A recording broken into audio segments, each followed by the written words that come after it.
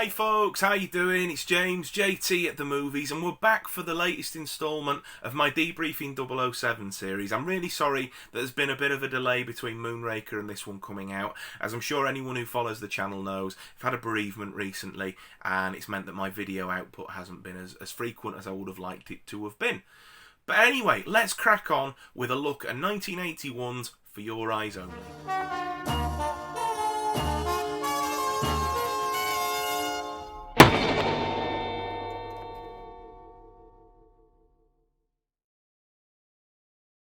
So in 1981, For Your Eyes Only came to the big screens, and this film is a much more dialed-back James Bond plot. There's no real silly gadgets in this, the humour's really toned down. Don't get me wrong, there are still some silly moments in it. After all, this is a Roger Moore James Bond film. But after the harsh criticism that Moonraker got for being too outlandish, cartoonish, and just overall really silly, Cubby Broccoli and the rest of the production team decided that it was the right thing to do, to go back to Fleming, to go back to basics, and to go back to the vibe of hopefully the early Connery days is what they were trying to do, and make a film that was much more about the action, the adventure, and Bond using his wits and his skills rather than having to rely on, like I say, outlandish and silly things. I'd say for the most part they achieved that. This is a much more grounded film, and I really do like it. I think it's one of Roger Moore's strongest performances as James Bond. I think objectively speaking, his strongest performance is Live and Let Die.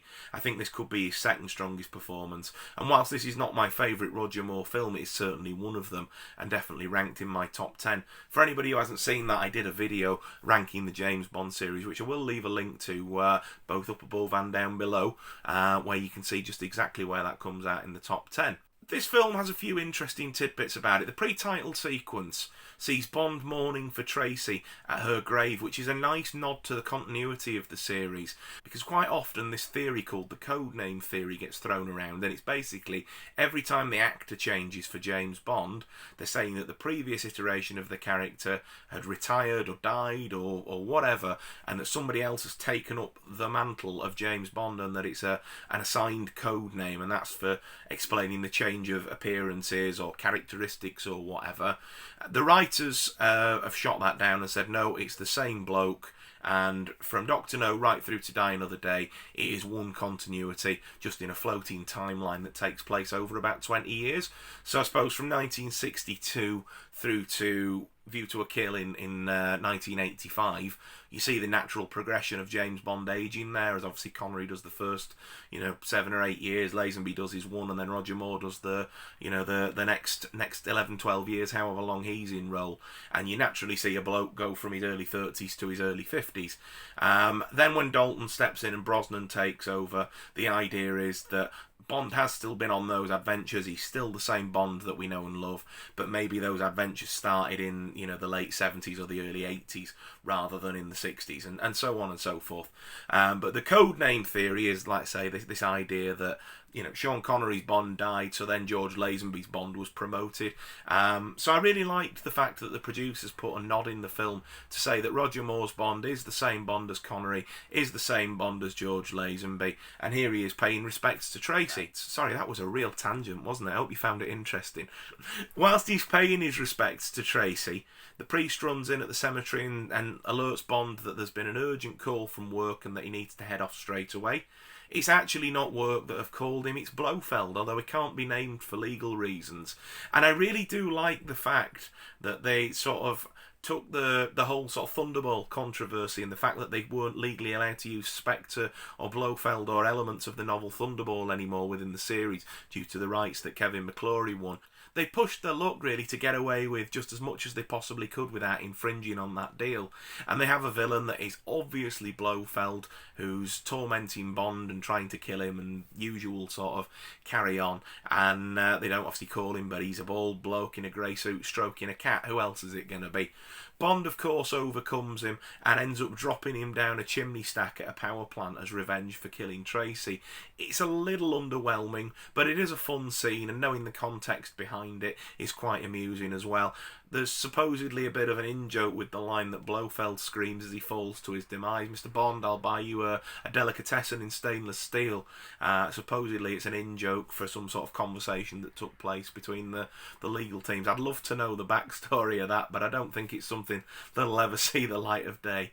Either way, it's a fun pre-title sequence, and it gives us some much-needed closure to the events of On Her Majesty's Secret Service and Diamonds Are Forever. We then jump into the main plot of the film, which I suppose I'll keep fairly brief because it's a really simple plot. There's an undercover British military ship, the St. George's, that's actually got a missile-controlling device on it called the ATAC.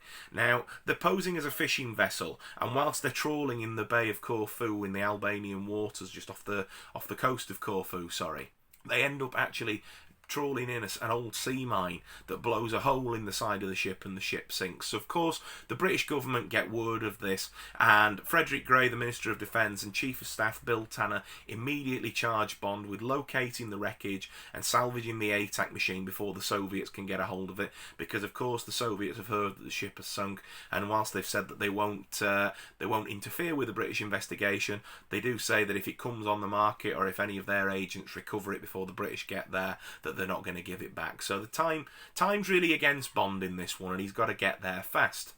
Sir Timothy Havelock, who's a British agent posing as a marine archaeologist, is sent out to Corfu before Bond to try and locate the wreckage, but he's actually murdered by a Cuban assassin called Hector Gonzalez. So Bond starts his investigation there and heads off to find out who hired Gonzalez, to find out who's after the ATAC machine. Before Bond can find anything out, Gonzalez and his men are killed. The assassin later turns out to be Melina Havelock, who is actually the daughter of Timothy Havelock in this. Bond and Melina form a bit of an uneasy alliance, as is often the way with Bond and his leading ladies to start with, as they escape from the goons. Bond convinces her to go back to Corfu while he investigates what's going on, and promises that he'll meet up with her later. Bond then goes on to Italy and meets up with another MI6 agent called Ferrara, who introduces him to, although we don't know it yet, this film's lead villain, a man called Christatus, played brilliantly by Julian Glover, who I've met in real life, and he is an absolute legend of a bloke. It was really nice to chat to him, actually. I met him at a Comic-Con a couple of years ago, and it was fascinating to talk to him about this film and Indiana Jones and the Last Crusade as well. Bond meets up with Christatus, and Christatus then explains that it's his old partner and now rival, Columbo, that's orchestrated all of this and is the one trying to get the ATAC machine to sell it to the Soviets. Bond investigates this and then realises after an interaction with Columbo that it is the other way around, and Christatus is actually the bad guy and is the smuggler and is the one trying to recover the ATAC to sell to the Soviets. There's some really daft scenes, but they're quite fun at the Winter Olympics, as Bond is introduced to the ward of Christatus, if you like, BB Doll, who's a figure skater, and she's infatuated with James Bond and tries to get it on with him in a really cringy scene. And it's one of the few times in the series that Roger Moore's Bond shows any sort of restraint, and he refuses to bed her and says, "No, you put your clothes on and I'll buy you an ice cream," in quite a funny scene. Now, I bring that sort of sequence to point because Bill Conti did the music for this film, and whilst I think largely the score is brilliant, I really can't get on board with the score during the whole Winter Olympics scene. I just find it really jarring and out of place, and some of the disco stuff feels a little bit out of left field as well, and it seems baffling saying that when we've just had Marvin Hamlish do The Spy Who Loved Me, and that's just, but I don't know, that seemed to work better. But on the whole, I think the music works brilliantly. After realising that Columbo is in fact his ally and that Christatus is actually the man behind the plot, Bond then goes back to Corfu to meet up with Melina. She's still continuing her father's work, looking for the St. George's wreckage and also trying to restore the ancient Greek artefacts that are in the bay as well. Bond and Melina manage to find the St. George's and also manage to find the ATAC still intact on board, but when they come back up to the surface they find that Christatus and his men have taken over Melina's boat and then now hold Bond and Melina captive. Christatus and his men take the ATAC machine and leave Bond and Melina for dead as they tie them up to the back of the boat and then drag them along behind in the bay through the coral reefs to try and attract the sharks. Bond and Melina manage to outwit them and escape, and using some scuba gear that was left down at one of the salvage sites, they're able to hide underwater until the villains leave. Anyway, after the bad guys have gone, Bond and Melina come back, and they have absolutely no clue what to do. They don't know where Kristatos has taken the ATAC machine or where he plans to sell it to the Soviets. And again, in another silly little throwaway scene, Melina's pet parrot Max reveals that the Soviets plan to take it to St. Cyril's to sell it to General Gogol there. Bond utilises his contact with Columbo to find out where St. Cyril's is, and it turns out that when they were both freedom fighters in the Second World War, they used it as a base of operations, and it's a chapel on a Greek island. So Bond, Columbo, Melina, and some of Columbo's men descend upon St. Cyril's. Bond scales the mountain that it's on and manages to break into the complex and allows Melina and Columbo to come in as well. The usual end of film battle takes place, and it's ultimately Columbo that manages to kill the film's bad guy Kristatos, his arch enemy at this point. Bond takes the ATAC machine, which he's managed to recover from Kristatos in all the commotion, and destroys it before General Gogol can pick it up. Bond then smiles and says to Gogol, "Well, that's détente, comrade. I don't have it, and you don't have it."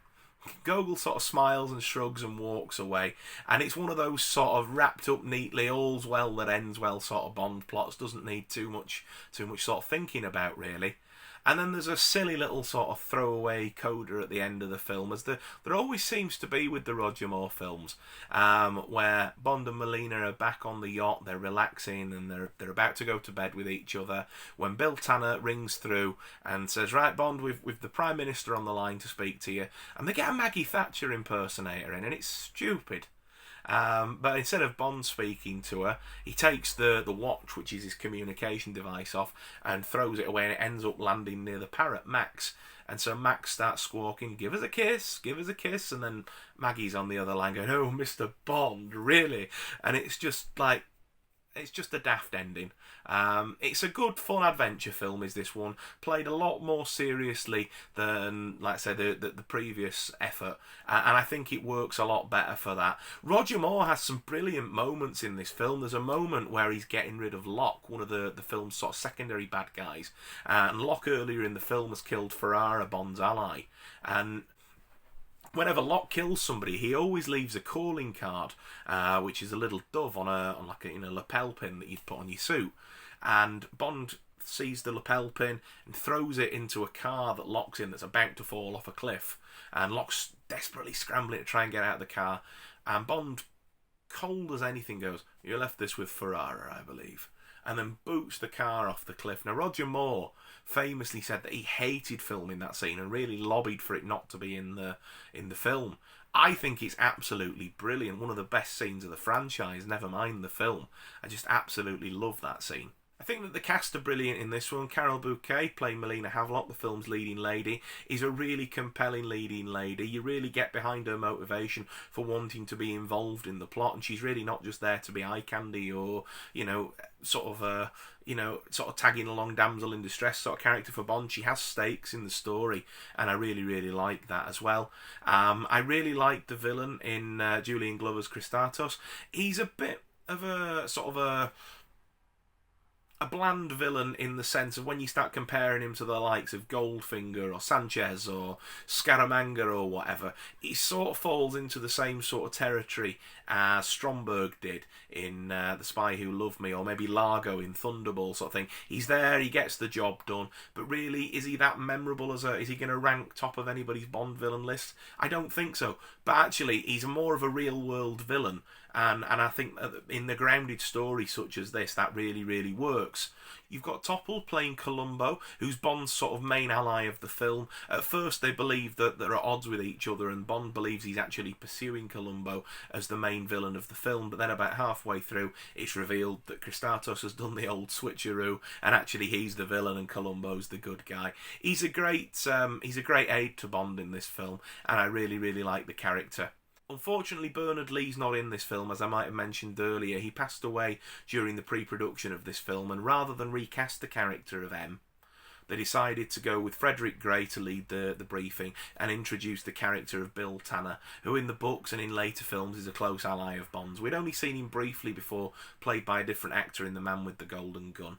And in this one, he's more of a sort of a typical sort of bureaucrat, sort of, you know, really sort of snooty sort of a character. Doesn't really appear to have that much of a close relationship with Bond. In fact, he actually reminds me of the Edward Fox version of M in Never Say Never Again.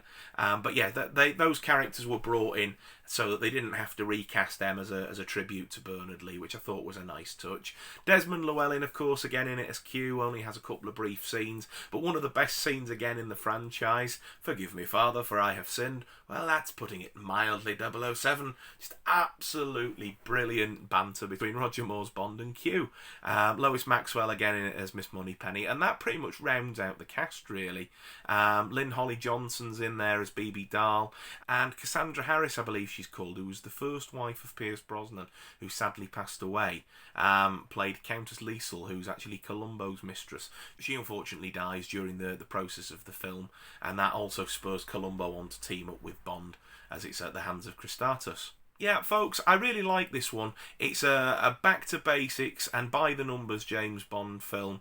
I think it's a really, really great effort. I think Roger Moore's on top game here. I'm really glad that he came back, because from this point onwards, Roger Moore had to be pretty much coaxed to come back, and it was purely his friendship with the Broccoli family and everyone at Eon Productions that kept bringing him back. He wanted to retire after Moonraker. They said, oh, come back, do one more, so he did. He wanted to knock it on the head after this one, but they coaxed him to come back for Octopussy because they couldn't have a new James Bond launch against Sean Connery coming back in Never Say Never Again. And then again, View to a Kill, they were like, oh, go on, do one more. And he's like, yeah, go on if I must, sort of thing.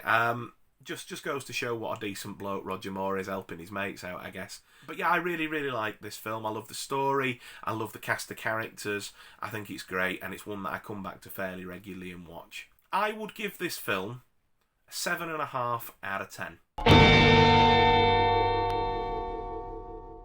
So there we are, folks. That has been my review of For Your Eyes Only. I really enjoyed rewatching this recently, as you might have guessed from this review. And next time we're going to jump into my personal favourite Roger Moore film, which is Octopussy. So I'm really looking forward to jumping into this one in a couple of weeks' time for you. I do hope you've enjoyed this video. Please leave me your comments down below with your thoughts, and if you have liked it, leave us a thumbs up on the video. If you're not already subscribed to the channel, please think about subscribing. I make videos like this regularly where I talk about the James Bond movies, or I talk about other films that are a passion of mine. I also talk about collecting physical media, do DVD and Blu-ray updates and unboxings and all that sort of thing. So if that sounds like it's your cup of tea, hit that subscribe button, and when you do, ring that notification bell, because that way you're the first to know whenever I do post a video. And above all else, folks, continue to take care of yourselves and stay safe, and I look forward to seeing you next time in this series when we take a look at Octopussy. Cheers!